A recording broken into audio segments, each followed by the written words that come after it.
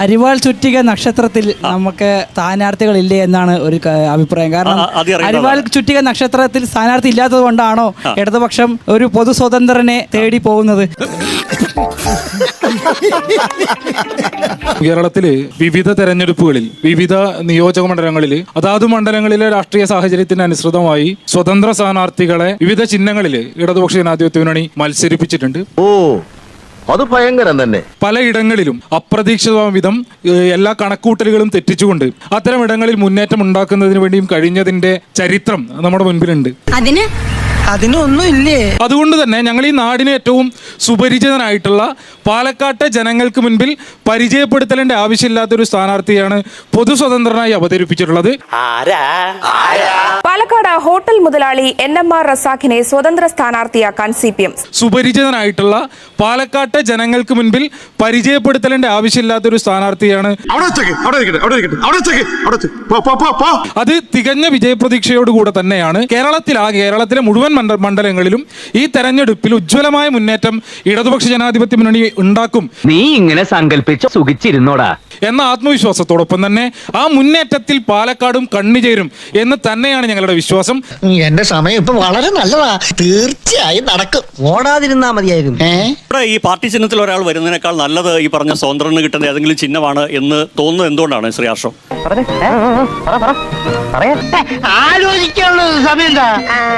ഇല്ല, ഒന്ന് ഞാൻ സൂചിപ്പിച്ചു, സ്ഥാനാർത്ഥി പാലക്കാട് നിയോജക മണ്ഡലത്തിലെ മുഴുവൻ ആളുകൾക്കും സുപരിചിതനാണ്. ഇതിൽ കൂടെ നീ എന്താ വേണ്ടേ? ചിഹ്നം എന്നുള്ളതിനപ്പുറത്ത് ഈ തെരഞ്ഞെടുപ്പിൽ ഇടതുപക്ഷം ജനങ്ങളോട് എന്ത് സംവദിക്കുന്നു എന്നുള്ളതിനെയാണ് ഞങ്ങൾ പ്രധാനമായിട്ടും പ്രാധാന്യത്തോടു കൂടി കാണാൻ വേണ്ടി ആഗ്രഹിക്കുന്നത്. എന്നാ പിന്നെ പേടിക്കണ്ട. കേരളത്തെ കഴിഞ്ഞ 10 വർഷ കാലയളവിനിടയിൽ എങ്ങനെ ഇടതുപക്ഷ ജനാധിപത്യ മുന്നണി മുന്നോട്ട് നയിച്ചു എന്നുള്ളതിനെ സംബന്ധിച്ചാണ്. എല്ലാം ഞാൻ കടിച്ചു പിടിച്ചോണ്ട് നിൽക്കണം.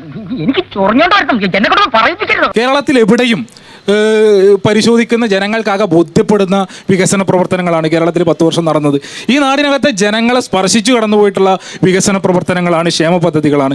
ഒരുപാട് തള്ളി ഞാൻ കണ്ടിട്ടുണ്ട്, ഇതുപോലൊരു തള്ളി ഞാൻ കണ്ടിട്ടില്ല, കേട്ടിട്ടുമില്ലേ. സ്വാഭാവികമായും അത് ജനങ്ങളോട് ആവർത്തിച്ചു പറഞ്ഞുകൊണ്ടാണ് ഞങ്ങൾ ഈ തെരഞ്ഞെടുപ്പിനെ അഭിമുഖീകരിക്കുന്നത് എന്നുള്ളത് കൊണ്ട് തന്നെ ചിഹ്നമെന്ത് എന്നുള്ളതിനെ സംബന്ധിച്ചോ സ്വതന്ത്ര സ്ഥാനാർത്ഥിയാണോ അല്ലെങ്കിൽ പാർട്ടി ചിഹ്നത്തിൽ മത്സരിക്കുന്ന സ്ഥാനാർത്ഥിയാണോ എന്നുള്ളത് പ്രധാനപ്പെട്ട ഒന്നല്ല എന്ന് തന്നെയാണ് ഞങ്ങൾ കരുതുന്നത്. അതേതായാലും നന്നായി. അതും നന്നായില്ലേ?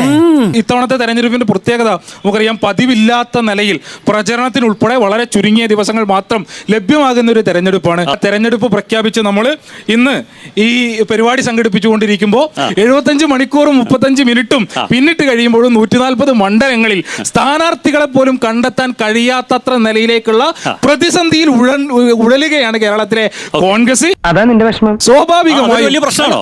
ചെറിയ പ്രശ്നമല്ലല്ലോ. സംസാരിക്കുന്ന ഇവിടുത്തെ സ്ഥാനാർത്ഥി ഇന്നല്ലേ വന്നേ, അപ്പൊ ഇന്ന് രാത്രി വന്നില്ലേ? കോൺഫിഡൻസ് പറയാൻ വേണ്ടി കഴിയാത്ത ചോദ്യം സതീശോട് ചോദിച്ചപ്പോൾ അദ്ദേഹം പറഞ്ഞത് എന്താ അറിയോ? ഇവർ വെയിറ്റ് ചെയ്തുകൊണ്ട് എന്തൊക്കെ ഉണ്ടായി. തളിപ്പറമ്പിൽ നിങ്ങളുടെ കൂട്ടുന്ന ഒരാളെ കിട്ടി, വെയിറ്റ് ചെയ്തപ്പോൾ എന്തുണ്ടായി? പയ്യന്നൂർ നിങ്ങളുടെ കൂട്ടുന്ന ഒരാളെ കിട്ടി, ഇനിയും കിട്ടുമെന്ന് വിചാരിച്ചിരിക്കുകയാണെന്ന്. ഞാൻ സാറിന്റെ വിറ്റിന് മാത്രമേ ചിരിക്കൂ.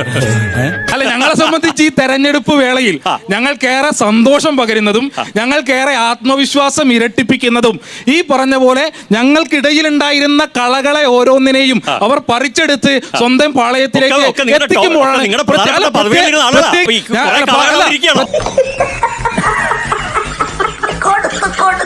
പാലക്കാട് ജില്ലക്കകത്തെ ഇടതുപക്ഷ ജനാധിപത്യ മുന്നണിയുടെ പ്രവർത്തകരെ സംബന്ധിച്ച് അവരുടെ സംഘടനാ പ്രവർത്തനത്തിന്റെ കാലയളവിൽ ഇത്രമേൽ ആഹ്ലാദത്തോടെ ആത്മവിശ്വാസത്തോടെ തെരഞ്ഞെടുപ്പ് പ്രവർത്തനത്തിന് നേതൃത്വം കൊടുത്തൊരു കാലം ഉണ്ടാവില്ല. പറഞ്ഞ വിശ്വസിക്കൂ? ഇല്ല, വിശ്വസിക്കില്ലേ? എന്റെ മതി, നിന്റെ ചായ കുടി. അഹങ്കാരി എന്താ നീയൊക്കെ? ഏറ്റവും വലിയ പാലക്കാട് ജില്ലയിലെ ഇടതുപക്ഷത്തിനകത്തുണ്ടായിരുന്ന ഏറ്റവും വലിയൊരു കളയെ, ഏറ്റവും വലിയൊരു വേസ്റ്റിനെ അവർ കൊണ്ടുപോയി സ്വന്തം കൂടാരത്തിൽ. ഇതിനാണ് അവനവൻ പാരാന്ന് പറയുന്നത്. പെട്ടെന്ന് നിർണയിച്ചു CPM പ്രതിനിധി പറഞ്ഞു, അവർക്ക് കാരായ രാജനെ പോലെ കൊലക്കേസിൽ പ്രതിയായിട്ടുള്ള ആളുകളെ സ്ഥാനാർത്ഥിയാക്കാൻ യാതൊരു പ്രയാസം ഉണ്ടാവില്ല. ഇന്ന് വന്ന് നാളെ സ്ഥാനാർത്ഥിയാക്കണം സാറിന്. മനസ്സിലായില്ലേ? സെക്സ് ആക്സിഡന്റ് നേതാവ് തലവനാണ് പിണറായി വിജയൻ എന്ന് പറഞ്ഞ സാറിന് ആ നാവ് വാക്കിന്റെ ഉള്ളിൽ പോകുമ്പോഴത്തേനും സ്ഥാനാർത്ഥിയാക്കിയ പാരമ്പര്യമാണ് CPM. കേരളത്തിൽ നമ്മൾ ഏറ്റവും പ്രധാനപ്പെട്ട ഒരു തെരഞ്ഞെടുപ്പിന്റെ വാതിൽക്കൽ നിൽക്കുമ്പോൾ കേരളത്തിൽ കോൺഗ്രസിന് 4 മുഖ്യമന്ത്രിമാരുണ്ടായിരുന്നത്. ആർ ശങ്കറിന്റെ മകൻ മുൻപേ BJPയിൽ പോയി. കെ കരുണാകരന്റെ മകൾ ഈ തെരഞ്ഞെടുപ്പിൽ BJP-യുടെ സ്ഥാനാർത്ഥിയായി മത്സരിക്കുകയാണ്. അതൊക്കെ നാട്ടുകാർക്ക് അറിയാവുന്ന കാര്യം. നമ്മള് ഒരു കാലത്തും കരുതിയിരുന്നൊന്നല്ല കേരളത്തിലെ കോൺഗ്രസിന്റെ നേതാക്കന്മാരും കേരളത്തിലെ കോൺഗ്രസും BJPക്ക് ആവശ്യമായ മുട്ട പിരിയിക്കുന്ന ഫാക്ടറിയായി മാറുന്നു. ഒരുമാതിരി ചൊറിഞ്ഞു വരുന്നുണ്ട് നിന്റെ വർത്താനം കേട്ടിട്ട്. ആ നിലയിൽ കോൺഗ്രസിന്റെ മുഖ്യമന്ത്രിമാർ, കേരളത്തിലെ മുഴുവൻ കോൺഗ്രസിന്റെയും മുഖ്യമന്ത്രിമാരുടെ വീടുകളിൽ നിന്ന് BJPക്ക് നേതാക്കന്മാരെ ഉണ്ടാക്കിയെടുക്കുന്ന അവസ്ഥയിലേക്ക് കേരളത്തിലെ കോൺഗ്രസ് മാറിയെന്ന് കോൺഗ്രസിന്റെ നാല് മുഖ്യമന്ത്രിമാരുടെ കുടുംബത്തിൽ നിന്നും BJPക്ക് നേതാക്കൾ ഉണ്ടായ അവസ്ഥയിലേക്ക് കേരളം മാറി. പക്ഷെ അതിനേക്കാൾ അപകടമല്ലേ നിങ്ങളുടെ രാഷ്ട്രീയം ഉന്നയിച്ച് MLA ആളുകൾ തൊട്ടടുത്ത ഇലക്ഷനിൽ മറിചേറി പോകുന്നത്? നേരത്തെ സൂചിപ്പിച്ചു കുടുംബ രാഷ്ട്രീയം എന്നുള്ള നിലയിലേക്ക് സൂചിപ്പിച്ച് ഇദ്ദേഹം 3 പേരുകൾ ഉന്നയിക്കുന്ന നിലയുണ്ടായി. ഒന്ന്, ഈ പറഞ്ഞ DYFയുടെ മുൻ അഖിലേന്ത്യാ പ്രസിഡന്റ് ആയിട്ടുള്ള PM മുഹമ്മദ് റിയാസിന്റെ പേര്. അദ്ദേഹം കേരളത്തിനകത്ത് വിദ്യാർത്ഥി പ്രസ്ഥാനം മുതൽ നടത്തിയിട്ടുള്ള രാഷ്ട്രീയ പ്രവർത്തനം എന്തെന്നുള്ളതിനെ സംബന്ധിച്ച് ഈ നാട്ടിലെ ജനങ്ങൾക്ക് ബോധ്യമുള്ള കാര്യമാണ്. ഈ പാലക്കാട് മണ്ണകത്ത് വെച്ച് പാലക്കാടിന്റെ തൊട്ടപ്പുറത്ത് കിടക്കുന്ന മണ്ഡലത്തിനകത്താണല്ലോ UDFന്റെ സ്ഥാനാർത്ഥിയെ പ്രഖ്യാപിച്ചപ്പോ പാലക്കാട് MP-യുടെ ഭാര്യ നിയമസഭയ്ക്കകത്ത് സ്ഥാനാർത്ഥിയായി കോങ്ങാട് വരുന്നത്. കോങ്ങാട് കോൺഗ്രസിന്റെ പ്രവർത്തകരല്ലേ? പോസ്റ്റർ ഒട്ടിച്ച് ശ്രീകണ്ഠനെതിരായിട്ട് കോങ്ങാട് പ്രവർത്തകരില്ലേ എന്ന് ചോദിച്ചു. പാലക്കാട് എന്താ പ്രവർത്തകരില്ലേ? ഇവന്മാരുടെ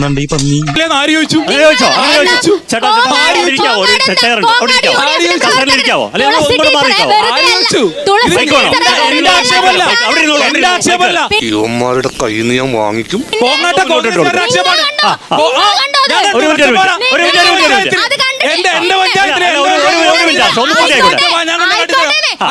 ദൈവമേ, മൂർഖനെയാണല്ലോ ചവിട്ടിയത്. ഇവിടെ നിങ്ങളുടെ ഫ്ലക്സുകൾ വരുന്നുണ്ട്.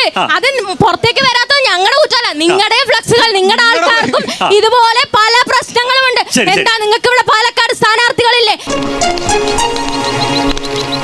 പണിയെടുത്ത LDF-കാരില്ലേ? SFI-കാരില്ലേ? CPM-കാരില്ലേ? ഇത് തന്നെ ഒറ്റപ്പാലത്ത് പെട്ടി ചുമന്ന കോൺഗ്രസ്സുകാരില്ലേ? പറഞ്ഞാലും ഞങ്ങളുടെ കോങ്ങാട്ടെ സ്ഥാനാർത്ഥി DCC കമ്മിറ്റിയിലുള്ള അംഗമാണ്. LDF-ന്റെ സ്ഥാനാർത്ഥി ആരാണ്? പുതിയതായി വന്നതല്ലേ? പിന്നെ നാണക്കെടുത്തി. ഒറ്റ കാര്യം മാത്രം ചോദിക്കട്ടെ. ഇപ്പൊ തുടക്കത്തിൽ ഈ രാഹുൽ മാങ്കൂട്ടത്തിലുമായി ബന്ധപ്പെട്ട പല കാര്യം ചോദിച്ചല്ലോ. ഇവിടെ ഈ പുതിയ സ്ഥാനാർത്ഥി വരുമ്പോൾ കഴിഞ്ഞ സ്ഥാനാർത്ഥിയുടെ എന്തെങ്കിലും തരത്തിലുള്ള പ്രശ്നങ്ങൾ നിങ്ങൾക്ക് എന്തെങ്കിലും ബുദ്ധിമുട്ടാവാൻ സാധ്യത? കഴിഞ്ഞ സ്ഥാനാർത്ഥിയുടെ പേഴ്സണൽ പരമായിട്ടുള്ള പ്രശ്നങ്ങൾ ഞങ്ങൾ ഇവിടുത്തെ പാലക്കാട്ടെ ജനങ്ങൾക്ക് നോക്കേണ്ട കാര്യമില്ല. അങ്ങനെ നോക്കിയിട്ടുമില്ല പാലക്കാട്ടെ